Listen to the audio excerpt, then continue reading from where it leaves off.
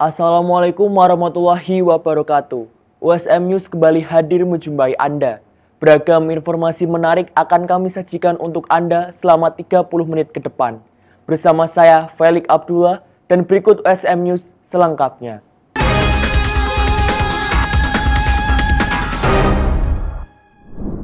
Kemeriahan Disnatalis ke-38 Universitas Semarang tidak hanya dirasakan di lingkungan Universitas Semarang, tetapi juga menunjukkan kehadirannya di kawasan Car Free Day, Jalan Pahlawan Semarang minggu lalu. Dalam rangka memeriahkan Disnatalis ke-38, Universitas Semarang melalui Satuan Penerimaan Mahasiswa Baru atau PMB menggelar pameran bertajuk Explore Action 38 tahun USM pada Minggu 22 Juni 2025. Kegiatan dilaksanakan di kawasan Car Free Day atau CFD Jalan Pahlawan Semarang. Kegiatan ini menjadi ajang terbuka memperkenalkan berbagai keunggulan, capaian prestasi, dan informasi seputar program studi serta penerimaan mahasiswa baru USM yang ditujukan pada masyarakat luas, khususnya masyarakat yang ada di Kota Semarang. Sekretaris Universitas Semarang Dr. Abdul Karim SEMSI AKCA mengungkapkan, USM menjadi kampus yang tidak hanya meluluskan sarjana, tetapi juga terlibat aktif dalam menjawab kebutuhan masyarakat melalui riset dan pengabdian. Jadi acara pada pagi hari ini adalah merupakan bagian rangkaian kegiatan dari Disnatalis Universitas Semarang yang 38.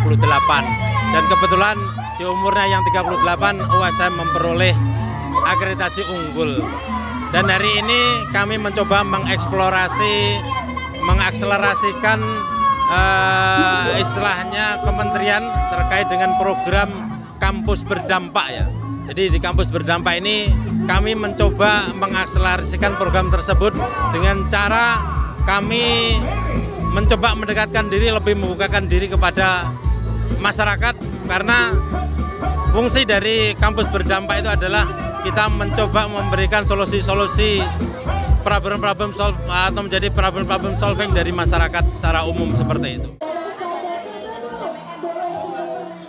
Selain menyuguhkan informasi lengkap seputar program studi dan jalur masuk ke USM, kegiatan tersebut juga menghadirkan berbagai stand yang menampilkan hasil karya, capaian prestasi akademik dan non-akademik, serta konsultasi langsung yang disiapkan oleh tim PMB. Dengan semangat berbakti tanpa henti dengan hati USM berinovasi membangun negeri, Explore Action 38 tahun USM bukan sekedar pameran, tetapi juga refleksi kiprah USM dalam mencerdaskan bangsa selama hampir 4 dekade.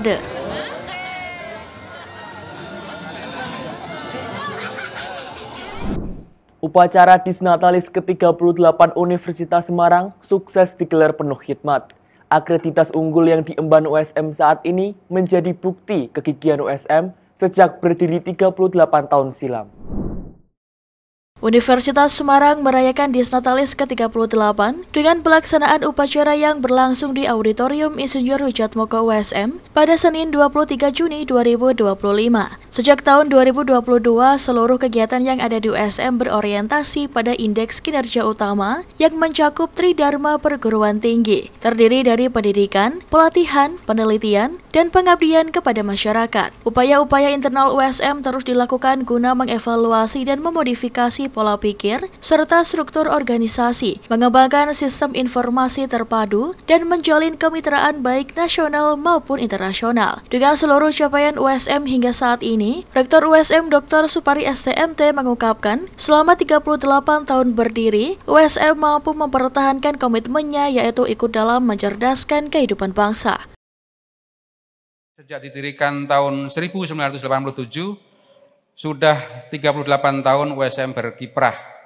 Telah banyak capaian sumbangsi USM bagi masyarakat, tentu saja sesuai tujuan pendirian USM, yaitu ikut mencerdaskan kehidupan bangsa. Baik melalui pemikiran implementasi IPTEX sebagai solusi problem di masyarakat, maupun para alumni USM yang telah berkarya tersebar di seluruh pelosok negeri bahkan mancanegara.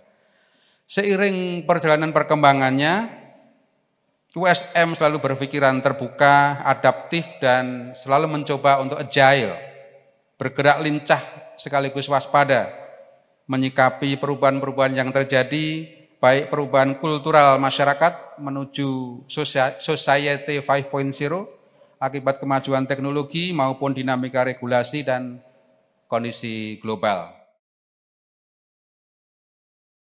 Setelah melewati berbagai tantangan hadir sebagai perguruan tinggi swasta, USM terus menunjukkan kemajuannya yang signifikan hingga berhasil menyabet akreditasi unggul. Ketua Dewan Penyantun USM Profesor Dr. Muhammad Mahfud MD SH SUMIP mengungkapkan rasa kagumnya pada perkembangan USM saat ini dan percaya bahwa USM mampu menaklukkan tantangan ke depan sebagai perguruan tinggi swasta yang unggul. Mumpung ini dies natalis supaya dijaga jalannya itu supaya tetap lurus gitu, jangan belok-belok karena sekarang ini banyak tantangan. Sekarang ini mungkin dalam satu dasawarsa ke depan ya, tantangan-tantangan bagi perguruan tinggi swasta masih akan terjadi, terutama menyangkut anemo karena distribusi lulusan SMA dari pemerintah itu belum diatur begitu ketat sehingga semua perguruan tinggi negeri suka-suka aja gitu, sehingga distribusi menjadi tidak merata dan perguruan tinggi swasta ya menjadi melemah gitu, kecuali yang memang sudah.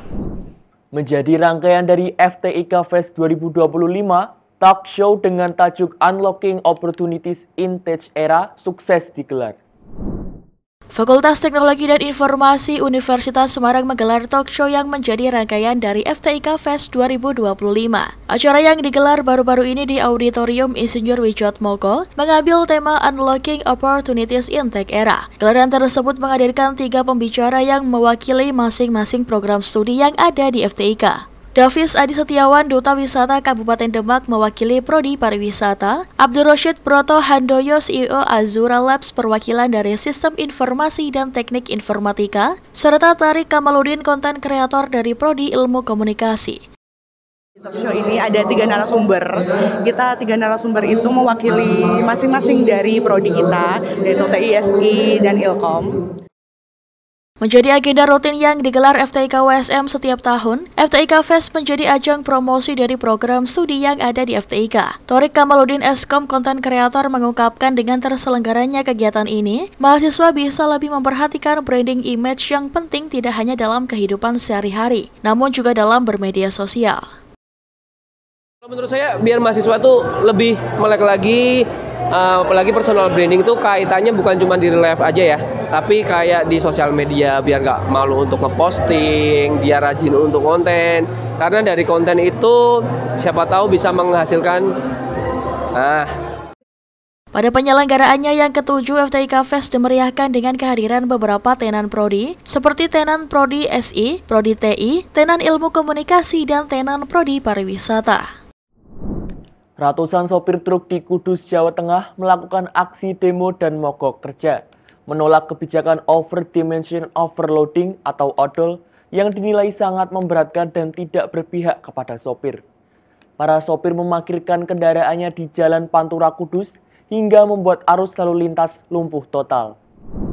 Dengan membawa spanduk tuntutan yang ditempel di truk, ratusan armada truk berkonvoi menuju jalur Pantura Kudus, Pati, tepatnya di depan Terminal Kudus, untuk menyuarakan aspirasinya menolak UU Odol yang dinilai memberatkan para sopir. Masa aksi kemudian memarkirkan armada truknya di jalan yang membuat lalu lintas jalur Pantura lumpuh total.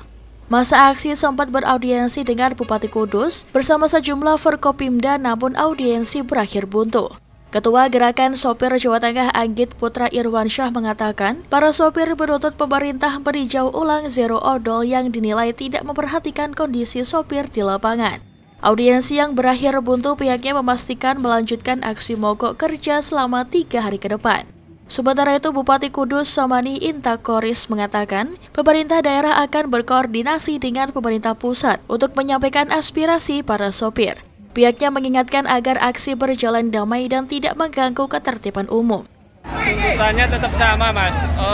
Masalah revisi RUU tentang odol. Jadi pertemuan hari ini tidak ada titik temu, tapi ada toleransi dari pemerintah Kabupaten Kudus untuk meneruskan ke kementerian. Ditambahkan Anggit jika tidak ada tanggapan dari pemerintah, pihaknya bakal menggelar aksi lebih besar pada tanggal 2 Juli 2025 mendatang. Kami dari daerah merespon mereka dan kami akan meneruskan usulan maupun aspirasi mereka kepada pemerintah pusat.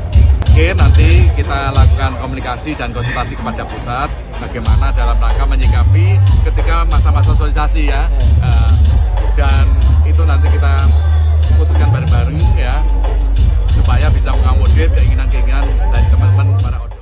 Dari Kudus, Eni Ayu Lestari melaporkan. Badan Pendapatan Daerah atau Bapenda Provinsi Jawa Tengah mencatat bahwa program pemutihan pajak kendaraan bermotor yang dilaksanakan sejak 8 April hingga 30 Juni 2025 telah berhasil mengumpulkan pendapatan sebesar 230 miliar rupiah. Program pemutihan pajak kendaraan bermotor ini menjadi peluang emas bagi warga Jawa Tengah untuk melunasi tunggakan pajak kendaraan bermotor mereka dengan biaya yang lebih rendah. Dengan demikian, warga dapat mengurangi beban keuangan mereka dan meningkatkan kesadaran dalam membayar pajak kendaraan bermotor. Kepala Bapenda Jawa Tengah Nadi Santoso menyebutkan bahwa beberapa daerah di Jawa Tengah memiliki partisipan terbanyak dalam program ini, seperti Kota Surakarta, Klaten, Pati, Banyumas, Cilacap, dan Sukoharjo. Daerah-daerah ini menunjukkan kesadaran yang tinggi dalam memanfaatkan program pemutihan pajak kendaraan bermotor. Bapenda Jawa Tengah berharap program ini dapat meningkatkan kesadaran masyarakat dalam membayar pajak kendaraan bermotor dan meningkatkan pendapatan daerah. Dengan pendapatan yang meningkat, pemerintah daerah dapat meningkatkan kualitas pelayanan publik dan infrastruktur di Jawa Tengah. Program pemutihan pajak kendaraan bermotor ini juga diharapkan dapat meningkatkan kepatuhan masyarakat dalam membayar pajak kendaraan bermotor. Dengan demikian, pemerintah daerah dapat meningkatkan efektivitas pengelolaan pajak dan meningkatkan pendapatan daerah secara berkelanjutan. Ya, harapan kita nanti di akhir bisa tembus sampai 250 miliar. Dan uang segitu itu kan belum tentu ketika, kalau kita bicara pendapatan, belum tentu ketika nggak ada program, ada kita menerima segini. Belum tentu, karena ini hasil dari pemutihan semua. Bukan dari, ini jelas nunggak, lebih dari setahun kan, lebih dari setahun, jelas nunggak. Dan belum tentu tahun ini bayar, kan adanya pemutihan. Kalau dari sisi pendapatan ya. Hana Nurifa melaporkan dari Kota Semarang, Jawa Tengah.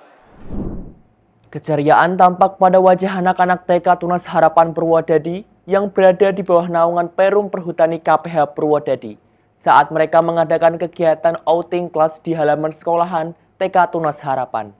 Mereka belajar bersama-sama secara edukatif. Ini diadakan untuk mengenalkan proses penanaman dan perawatan tanaman hortikultura sejak dini. Mereka didampingi oleh para guru serta disambut langsung oleh Asper Perum Perhutani. Sebelum memulai kegiatan, Asper BKBH Sambirejo membuka acara dengan menyampaikan pesan pentingnya menumbuhkan kecintaan anak-anak terhadap alam. Kegiatan ini diharapkan bisa menanamkan rasa cinta terhadap tanaman sejak usia dini. Dengan memahami proses menanam, anak-anak bisa lebih menghargai alam dan pentingnya tanaman bagi kehidupan kita. Ini adalah persemaian dan tanaman untuk anak-anak sebagai motivasi anak-anak untuk cinta akan lingkungan dan tanaman. Kenapa, Bu? Seperti itu, Bu? Untuk menumbuhkan rasa cinta akan Indonesia yang kaya buah dan tanaman.